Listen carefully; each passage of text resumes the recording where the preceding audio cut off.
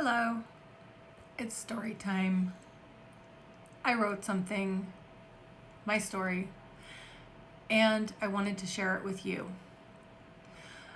I did write it myself, so it's not AI, but I did use Claude to just help me format it. So I'm going to be pausing in between saying stuff just because I am kind of like reading off of what I wrote, because otherwise we'd be here all day and I'd just be rambling. So it helps me to have a few notes. I don't normally do that, but for this I'm doing that. And I will probably have to break this up into several parts. So here we go. So yeah, bear with me as I read off of what I've written down. Hope you don't mind. There are moments in life where everything you've built, every hope, every dream, every carefully laid plan collapses like a house of cards in a sudden wind.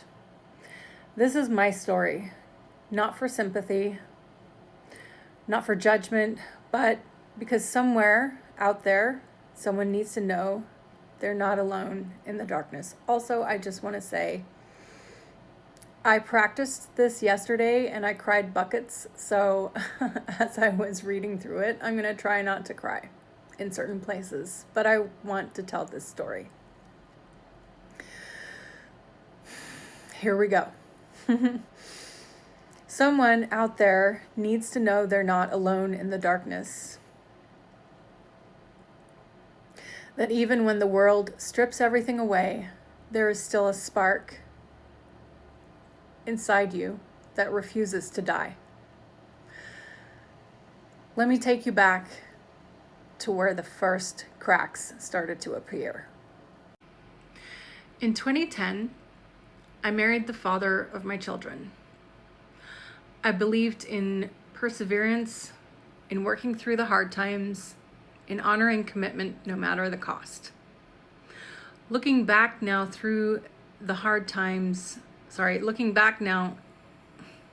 I know I'm going to mess up on this, but you'll just have to bear with me. I might be able to cut it out. We'll see.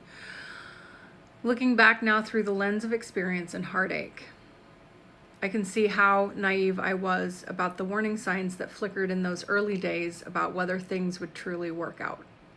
We moved fast, a whirlwind. I moved in with him only after a couple of months of dating and accepted his marriage proposal after only a month or two of living together. So there's that. Just a side note, I believe that you should have a longer courtship and short engagement. You know, if you're going to get married, just get married, you know. And looking back on it all, I would completely not do the whole big expensive wedding. Not just because of the chances of failure and then wasting the money, but also like if we were able to put aside 10 grand for a wedding, like we could have used that towards something a little bit more lasting. Anyway, onward. There were signs specific to that relationship, whispers that we should not progress any further. Several times I tried to end things. Each time I was convinced to keep going. Things would change, I was told. They had to change. So I stayed, and we married. About a month or two after the wedding, I became pregnant with my daughter. When she arrived, she was everything. A tiny miracle, a dream come true. About a year after she was born, I wanted her to have a sibling, a companion to grow up beside. And so my son came into the world. Another piece of my heart walking around outside my body. I became a stay-at-home mom, homeschooling the kids from an early age. Well, yeah, from birth. Well, not, never mind. I built a home. I maintained it, most of the cooking, the cleaning, the laundry, all the household duties falling on my shoulders. I educated them. I cared for them. I poured everything I had into creating a life, a sanctuary for us. My husband started working at a marketing company, a job he'd gotten through a referral I'd provided when we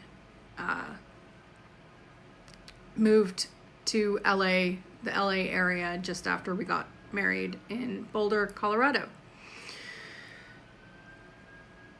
He started at the bottom, working his way up. I encouraged him every step, supported him as he climbed the corporate ladder while I kept the home, the wheels turning at home, while I was with the kids constantly. I also ran my own photography business on the side, capturing moments of joy for other families, bringing in extra money wherever I could. Without going into specifics, the painful, grinding details, it was a very problematic marriage. For me, it was miserable, though I felt I put my all into creating a life for us, into trying to work through communication difficulties with fairness and patience. It never turned out that way. Trapped in the in-between. I tried several times to divorce.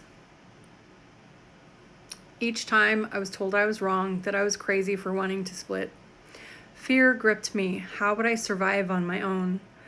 I didn't have a full-time job. I'd given up my career, my financial independence to raise our children. I did work at a school for a while where the kids attended until I pulled them back home for homeschooling when my son faced some bullies at the school that they wouldn't properly address. Even then, every decision ran through one filter: what was best for our children. Finally, after another argument about finances, after getting flipped off when I tried to help my son who'd gotten hurt from running into something beside us, his father blaming me for the argument, for trying to gain agreement to attend a convention for an Amazon business I was trying to build, I made the statement again. But this time, something was different. This time, I meant it with every fiber of my being. I want a divorce. And this time, I set it in motion. Shortly after, I reconnected with an old friend from Sydney, Australia, Grant. It started innocently, without any intention of romance. I found comfort in talking with him. For the first time in what felt like forever, I felt seen, understood. We started talking more, and then slowly, a long-distance relationship began to unfold across the miles. I admit it was probably too quickly after starting the divorce process, but the truth, the raw, unvarnished truth, was that the relationship between my ex-husband and myself had been over for a long time. We were roommates, occupying the same space, two strangers who'd once promised forever. Neither of us were happy.